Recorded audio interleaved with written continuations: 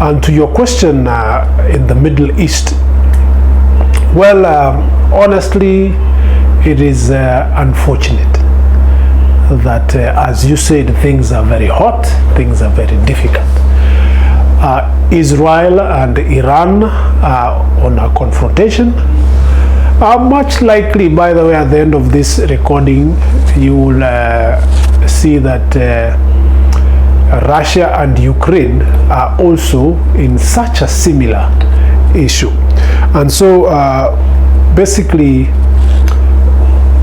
war is not good because the common man suffers. Israelis are suffering, the Iranis are suffering, and the rest of us, even if we are casual participants, it will suffer in one way or the other. So where does it all begin? Now, there is no easy answer to this Iran-Israel question. Like it will be, there would be such an easy one for Ukraine and Russia. Now, to get clarity, and I will not do justice to this, is I'll just try to scratch the surface for our viewers. We have to take this in the context of history.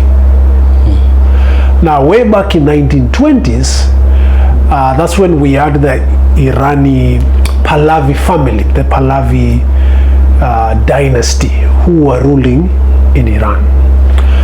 And Pahlavi, the father, wasn't pro-Western, wasn't pro-British. Yes. And up to the 40s, he wasn't that cooperative to, these Axis powers, and it is them who removed him from power. Yes. And he was succeeded by his son Mohammed Pahlavi, who up to the 70s was compliant to the Western Axis, and he did a lot of liberalization.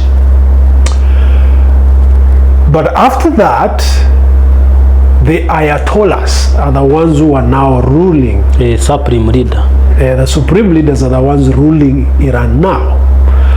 These are the ones, starting from the 60s into the 70s, are the ones who had the opinion that they did not recognize the state of Israel. And remember, your history should tell you that Israel was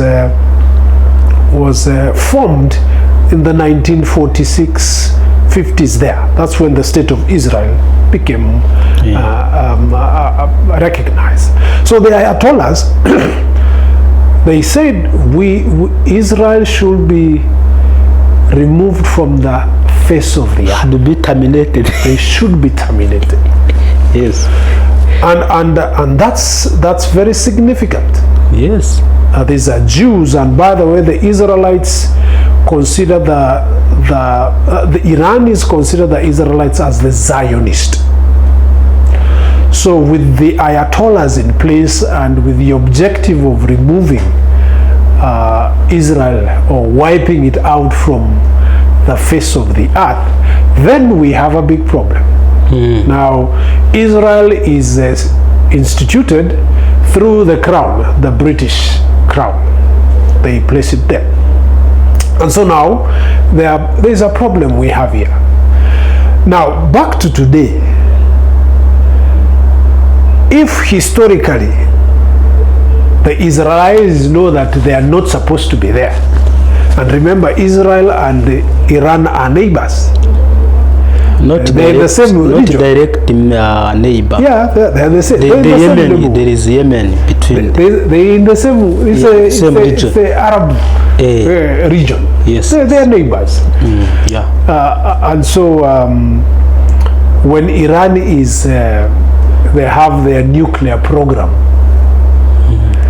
Obviously, Israelis will get intentionally to terminate the Israel.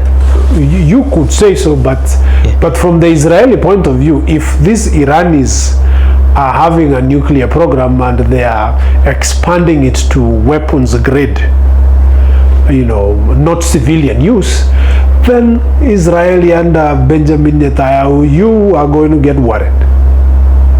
Because the Ayatollahs have already said, we don't want Israel. So with weapons-grade uranium, you do not want to have a power with such nuclear devices. And so there's a big problem right now. The other issue is, and we all casual bystanders or participants, we knew that there were negotiations going on between Iran, and these were sponsored by the US. But again, I am surprised that somehow these negotiations fell apart, because Israeli, actually, they're the ones who bombed, yes, who attacked Iran first. Provocated the first. Yeah. So, and their excuse or their reason, Prime Minister Netanyahu is saying, is, I am doing a preemptive attack. I cannot wait until Iran have a nuclear status, then I defend myself. Then Israelis defend themselves. And that's the same scenario you hear Putin was saying. I can't wait until the NATO is next door, and then I start defending myself. They will attack me sooner than later. So the Israelis have that right to protect themselves. So I think they went offensive. But then now this has opened up a can of worms. Presently, William, Yes. Israeli are fighting Gaza. They're handling the Hezbollah. There is issues in Syria. And Houthis. The Houthis are involved. So there is too much on the table right now. And then you add in Iran. So it becomes very complicated. Now the Israelis are really confident because United States. The neighborhood there is anti-Israel anyway. But then Israelis are very comfortable, confident, because they have the support of the US. Exactly. You see, so that's why they are actually bullying their way around the region. Now, where does this leave us? Where does this leave us? Number one, I'm pretty sure that in Israel itself, people are fatigued. People are tired of the constant wars and the strife, it be Yemen, Hezbollah, Gaza, whatever. They are tired there. Yes. And the economy isn't getting better anyway. You see, that is in Israel itself. Secondly, now that Iran is into the chaos, it does not make things much easier again, especially for, the rest of the world. We commentators and on TV, on social media, we read that Israel actually attacked a US base in Qatar. It is Iran, not Israel. No, Iran, yes, they attacked Yes. US base in Qatar. Now that is The biggest one among the military yes, bases. that's a problem. Now you see, economically, and the region is supplying oil, that is going to affect everybody. That's going to affect everybody. So it doesn't really benefit that there is confrontation in the region. I was really hoping that the negotiations will go through, and I'm still for US to actually continue to sponsor this. So in terms of life, even in Israel itself, normal life is not, because Iran is also retaliated. Yes. Israeli have been so confident about their protective tech, the dome. But this time around, they got it different. There are no flights going into Tel Aviv. So normal life has been disrupted in Israel itself. And even though the Israelis claim they have air dominance in Iran, it's a different picture right now. This is not Hezbollah. This is not Gaza. Yes. This is a formidable enemy. And we cannot take Iran for granted. Yeah. And now that there's a possibility that US might get into the war, then it doesn't mean that Iran are losing. Actually, from where I sit, it is US who's going to lose more. Number one, the talks have fallen. You know, they are off the table. So the mediating role they were playing is not actually successful. That's a failure, number one. And now if you're getting into bombing Iran and all these things, if they get to bomb the nuclear, which is the plant which is underground, and it explodes, think of how fatal that would be. Many lives will be lost. So it's not that good. Now, Iran is not alone. Remember, Yes. in the region there are people who are sympathetic to Iran. Yes. Hezbollah, Yemen, Houthis. Gaza, Houthis. They are sympathetic to Iran. Number two, North Korea. They have a soft spot for Iran. Putin. And they, Putin himself, I read an article saying that maybe it is fake news. I'm not sure, but he's saying he has a scientist in Iran for the nuclear program, and he does not want anything to happen to them. That is telling you that Putin is sympathetic or is leaning on Iran. The Chinese will also be leaning on Iran. So you can see there is tension building up, and we would not want this to get out of control, especially if there's a nuclear element involved. So what can be done? Number one, the UN body, to me so far, is weak. It's not able. Remember, the UN was instituted after World War II. And at that time, things were much different from today. Right now, many wars are done using drones. You're not taking boots, you're not taking soldiers into a foreign land. So the infrastructure, the technology, the whole framework, I think, of the UN is not really able to solve the problem of modern day warfare. And secondly, if there are any honor given to the UN, they always do it in breach. They don't really respect the UN Charter.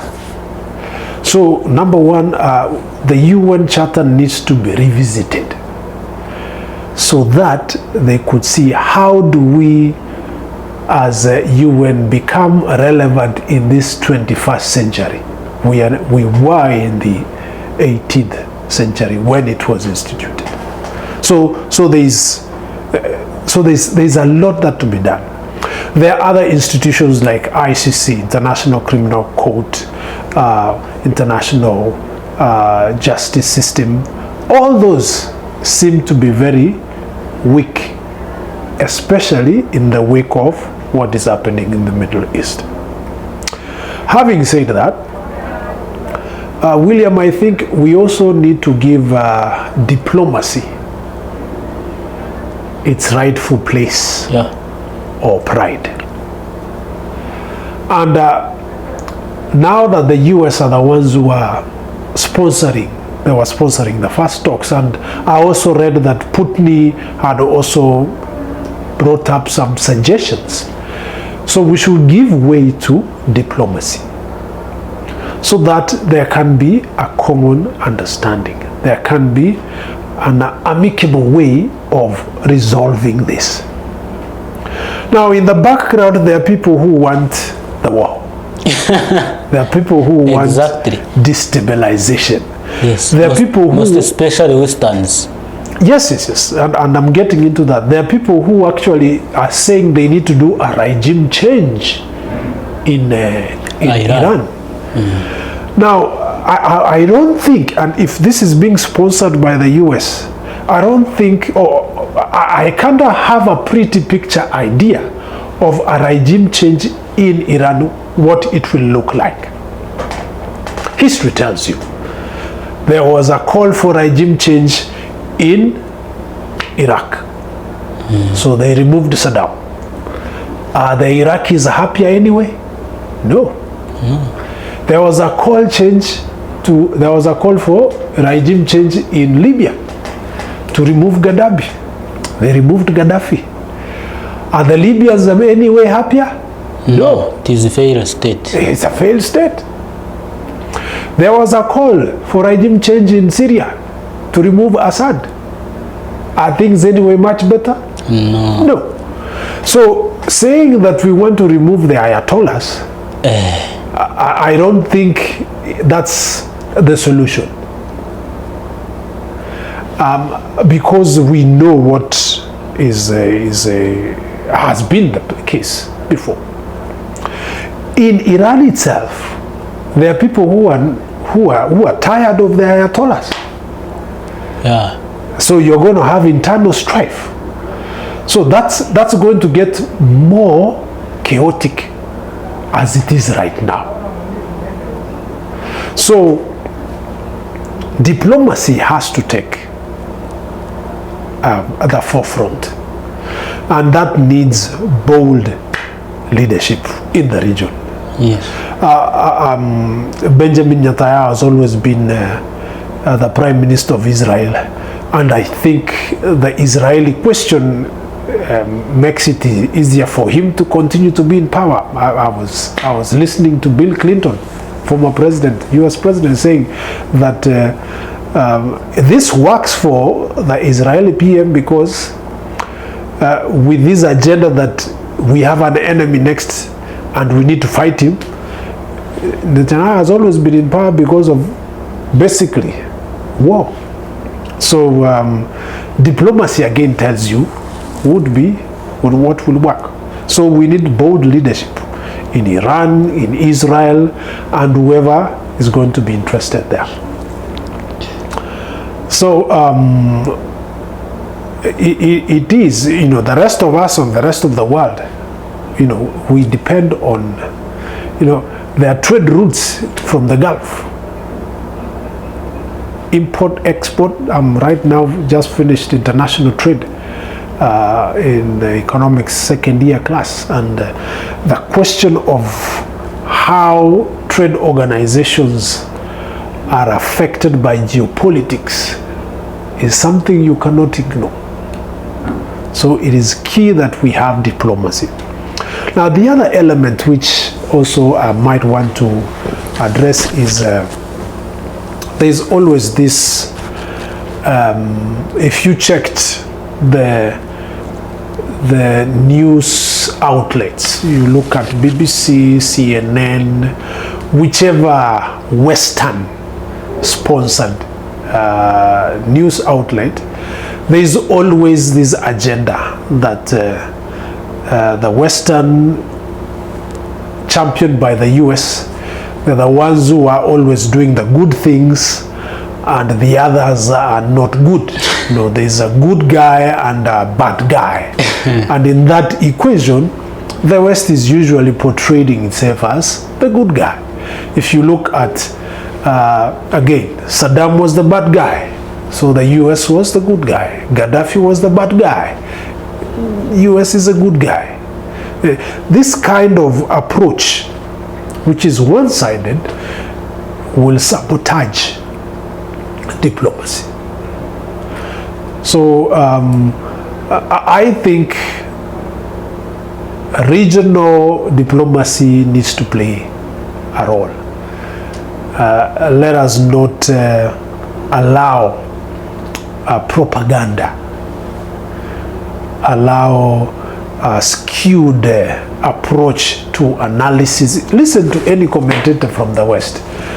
You know, people are choosing sides. I'm with Israel, I'm with Iran. And that is basically the narrative that is driven, that Iran is bad, these ones are bad, these ones are bad, and therefore they should get out. I don't think that's the case. So William, again, and for us in Africa, we need that region to be stable. There is also another element where the Israelis historically have always said that, oh, us, we are the ones who are chosen by God. We are the ones who are, this is a biblical or divine goal that we have. I think that also does not help. As if others belongs to Satan. Yeah. You see, so if we are special, then you are not. Yeah? If we are, then you are not. If we are for God, by God, then you are not for God. That does not help diplomacy. It does not help negotiations. So I think there are many gaps that needs to be removed so that they can sit and talk. They can sit and have a discussion. The people who actually suffer are the women, the children, and old people. Old people, you know, people who are actually not even on the table. Now, if you look at Houthis, you look at Hezbollah, you look at Gaza, Palestine and all, they've been bombarded, they've been beaten nicely by Israelis for a long time. And whoever is alive, do you think they want to live for happiness? No. The immediate goal is, I want to revenge for the people who were killed, for my family, for my son or my daughter. So they are living for revenge. They are living to avenge the death of. So you can see this is not a question with an easy answer. And honestly, for me, I will pray that you know, I believe in God. I believe in the power of God, that He could restrain these forces. When you consider biblical history, God actually was able to use Iran. The biblical Iran is Persia.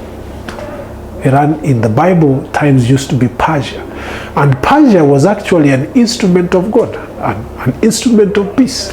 God used Iran or Persia to actually build the temple for Israel.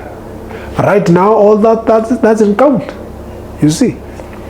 So if we are not able to handle this by ourselves, I think we need help from elsewhere.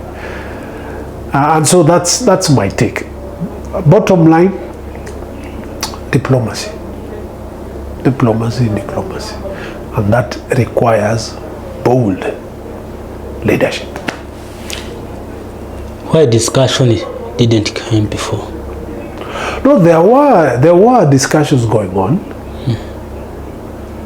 There were, and the International Atomic Energy Body was actually supervising it.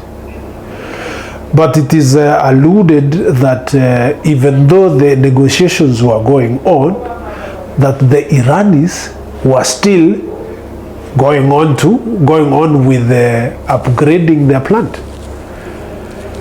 So apparently, if Israel went ahead to attack Iran, then they must have had evidence to say, hey, these guys are still going on with that.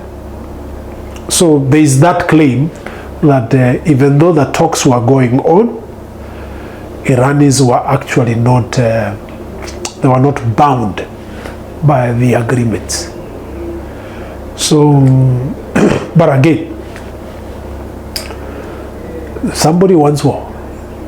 So one way or the other, they will still want to succeed there. So it's a pity they fell apart, and you know, for Israel to attack Iran, I'm pretty sure that the US must have said, okay, not officially, but you know, there will be all right, we hear you. You can go ahead. Yeah. He said that he believed in God, that he will constrain those conflicts in the Middle East. Why God didn't do that before? Well, why God didn't do that before? That's also another tough question.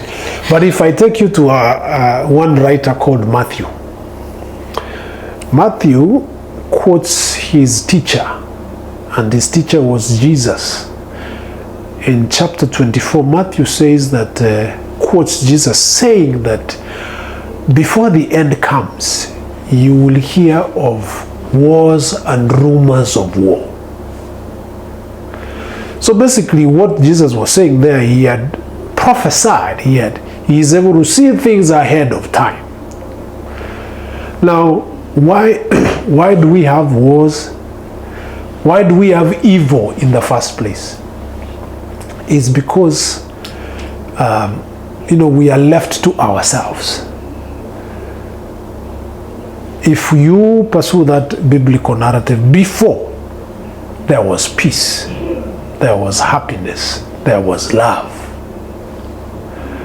But once man decided to govern themselves, once man decided to determine their own way, that's now when evil comes in. So again, God will not really interfere with the affairs of man. If you are decided to do something wrong, God might speak for you or speak to you and say, hey, this is, the conscience tells you that this is wrong. But ultimately it is you who decides whether to do it or not. So I don't think God will have come and said, Israel, don't attack. So at the end of the day, if we don't have love between one another, then hate will take place. Love will open doors for diplomacy. Love will open doors for compassion. What's happening in that region is just slaughter. There's no compassion there. So maybe the end is near. And before you have peace, there's always a storm. So maybe we are going through that storm before the peace comes in. I'm just praying that people don't lose lives without any purpose. There should be regard for life. Yeah. Some people used to say that the UN or other organizations work in the interests of Westerns, not the interests of the whole world. Do you believe so? There have been calls that membership to the UN Security Council should be opened to include more people to sit on that. For example, there was no, when the US invaded Iraq in the Gulf War, it wasn't sanctioned by the US, by the UN. So the charter did not work. The charter has not worked in Somalia. They didn't follow the charter when it came to Libya. So it's just serving the interest of the West. Because they're the ones who say, we are good, you are bad. So they're coming in. And that's why I said earlier, it's time we revisit the UN Charter. At that time when there was Security Council established, when UN was established, countries were different. We had Russia, the US, Germany, but nowadays things are different. Problems have changed. Solutions are not the same way. So there has to be a revisit to the UN Charter so that actually it serves everybody. It doesn't just serve those ones who who have power, who have to influence. Yeah, so there's truth to that the UN is biased, and it is unfortunate. Why the African countries, let me say, can't leave the UN? Because the UN do nothing to the Africans, and you can see. Why can't they leave? Why can't they abandon the UN? Well, when the UN was instituted, it was a United Nations. Everybody was included. And to be on the Security Council, you must have demonstrated that you have capacity of some way to deserve a seat there. So at that time, most of Africa was still being colonized. Yeah. Yeah. World War II was in 45. UN comes in around that time. Most of Africa is partitioned colonization. So there is no say. But now it is different. Now it's different. Africa itself is an emerging economy in itself. What the Africans should do is let them come out. Let them, first of all, have a very strong Africa united. If it was possible to have one government in Africa, that would be something. That would be powerful. Do you think it is possible? It is possible. Nothing is impossible for How? human mind. Tell us. Well, there are many things that have to be put in place. Number one, you've got to be optimistic. US is one country, there are 50 states. That's possible. The EU, 27 states. It is possible. And I think the most difficult part, or the challenging, will be the mindset of the African. Yeah. So far, Africa has always been, we are brothers. Yeah. Why are we fighting our own brothers? That's the So problem. how Africa should behave? Well, have a united front. Let's. According to the Western, according to Middle East conflicts, how Africa should behave. Excuse me. Yeah. Now, remember,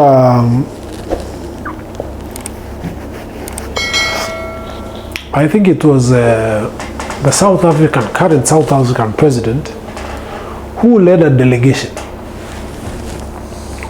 to Russia, an African delegation to Russia, and say, we don't need Ukraine-Russia confrontation. That was bold leadership. And we just need to build on that. That we have independent thinkers. We have leaders or politicians who are objective. And so, number one, condemn what is wrong. Speak against what is wrong. If we are silent, then we are supporting it. And after speech, there is action. Yes. So I remember they said, Ukraine and Russia, there shouldn't be a war. And there's a delegation which went there. I followed that on YouTube. That was something commendable out of Africa. So it is possible for us to do this. So again, we do not want to get into the theater of war. But we can say something. Yes. We can, make noise. Don't just be silent. Condemn. What is wrong is wrong. What is right, you... Do we do that? Well, these are ideas and ideals that we are supposed to. Yes.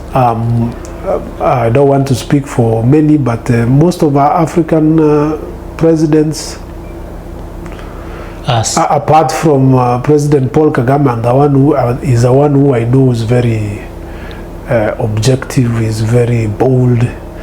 He's always been saying African problems need African solutions. So we need such mindset. So everybody else, and right now the Angolan president is Lorenzo, I think, is the current chair.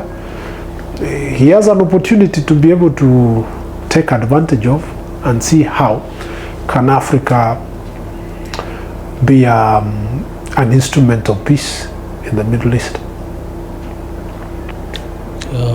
What can you say about this guy from Burkina Faso, Ibrahim Traore? Ibrahim Traore, yeah. That's one other vibrant leader, bold. And actually, not only him, all the Sahel countries, they are waking up. And that's something we should commend.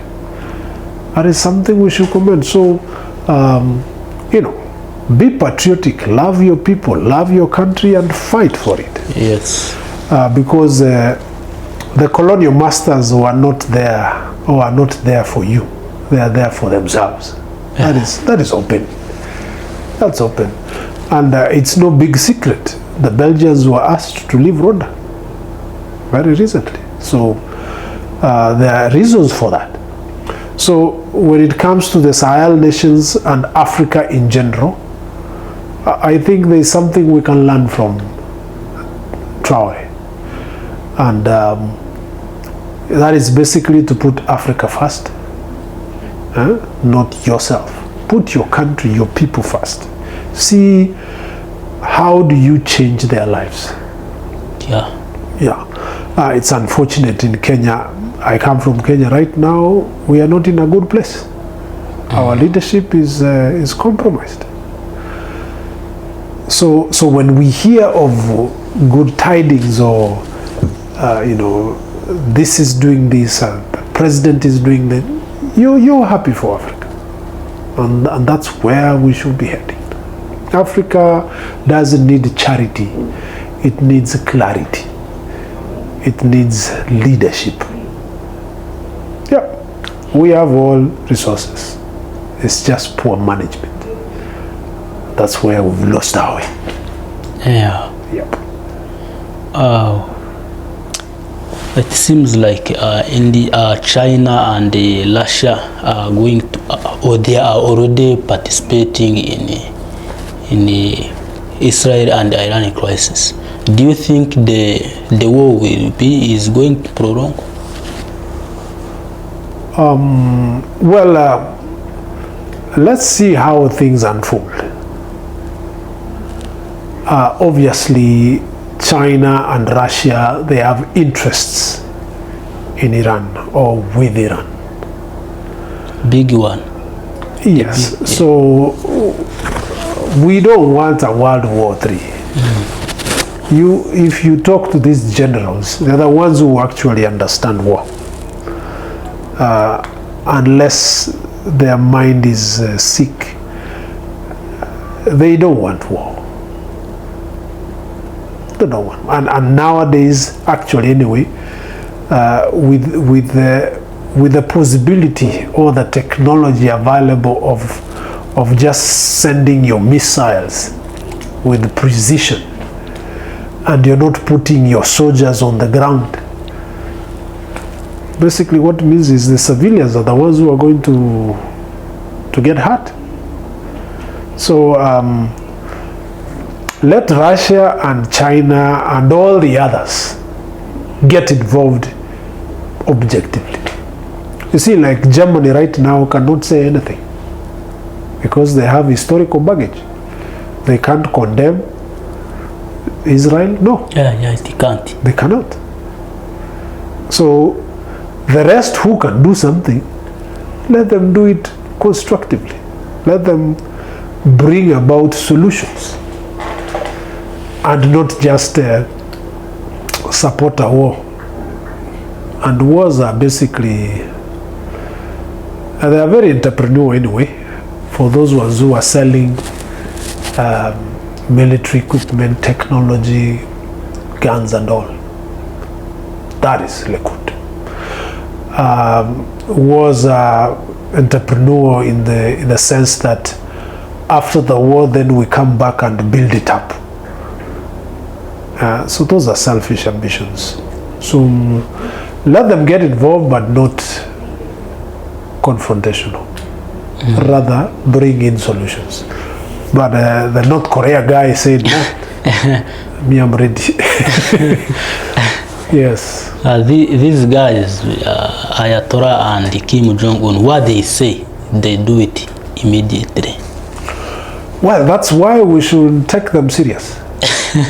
That's why we should take them serious, yeah, and be very diplomatic about it. If you know that your brother is this way, then don't take advantage of that so that you create chaos. No, you would rather do what? Be objective and see how you can address issues before things get worse. Yeah. Yes. Kim Jong has been sending missiles to Japan, the Caspian Sea or somewhere there. He's basically saying, me, I'm a serious guy. So you shouldn't provoke such. I think somewhere in the Bible says, be wise. Be wise. Yes. Doctor, 90% of Israeli populations are Russians. Russians? Yes, they are Russians. Don't you know of that? Well, I thought they were Jews or... Yeah. The majority of the population of Israel is Russian. Are they Jews who are Russian Jews? That one I'm not sure. Yeah. But Putin says that I'm with Iran. Do you think it is not hypocrisy? To be with Iran and yet a majority of the population. How can he balance that situation?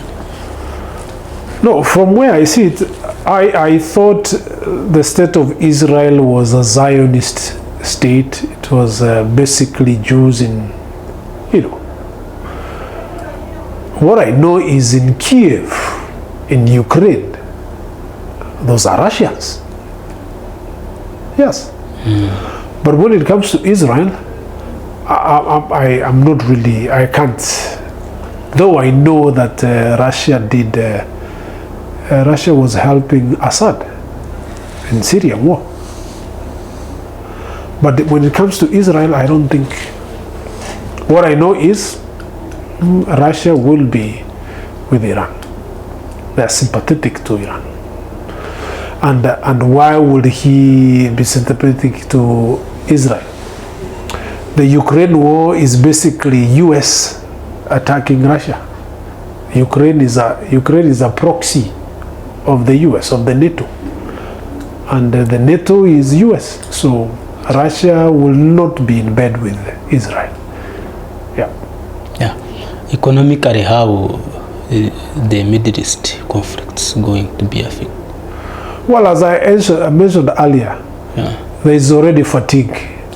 And how people should behave. There's already fatigue. The principle is this: when there is bad politics, there is bad economics. That's it. If there is no security, if there is no peace, if there is no, or when there is no predictable environment of business, then you will not have business. There will not be free movement of people, of goods and services. But the war is also business. No, business is just for entities. The war is business for the ones who manufacture war material, that's all. But the rest of the populace, you're going to suffer. We depend on oil from the Gulf. Iran is there, Israel is there. Qatar being bombarded now, basically because of their military base of the US. So you expect to have destabilization there. So supply chains. Now, if China get involved, Russia get involved, directly, indirectly, the supply chains are going to be affected. You saw what happened to Ukraine. The Europeans missed their gas and they suffered. So this, many will suffer. Many will suffer. So supply chains will be affected. Cost of living will go high. And you can see what's going to happen. Yeah. Before we end, do you think that America is going to lose? Possible or not? Well,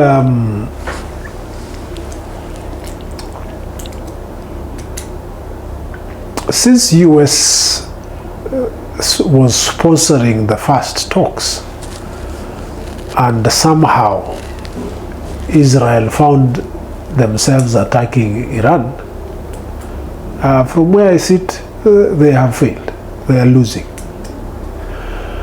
And yesterday I was listening to the Ayatollah, and he was saying that, already Israel and Iran are fighting anyway.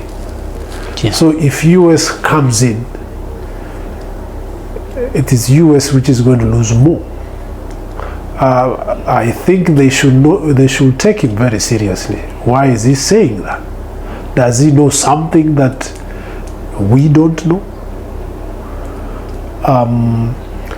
So it's not about winning and losing.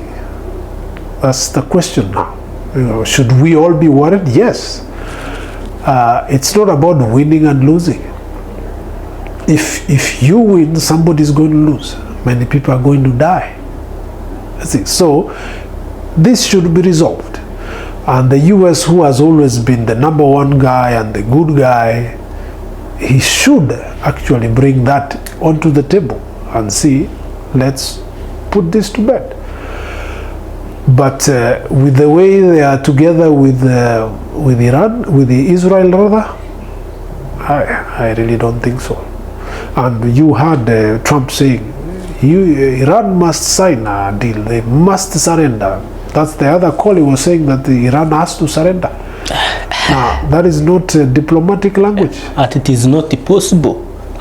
Ayatollah can't surrender to the Zionist regime, as he says. He said, you can't just say, come and surrender. How? So, according to how I see this man, Ayatollah Khamenei, tough man. Yeah, these are tough people, man. They are very serious in what they are doing, and I think they've really demonstrated that they are good in their word. For a long time now, Israel has actually been, hey, these guys are just not speaking. They mean what they say. So, and with their nuclear plant deep down and not being easily reachable, they are not moved. Actually not moved. So, well, I'm just praying that this is resolved. Through prayers. It is resolved. No, it is good to have hope, and there is power in prayer. It's just that there is too much evil.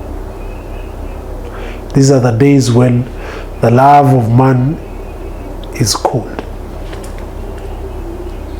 That's a bad place to be. Okay. Yeah.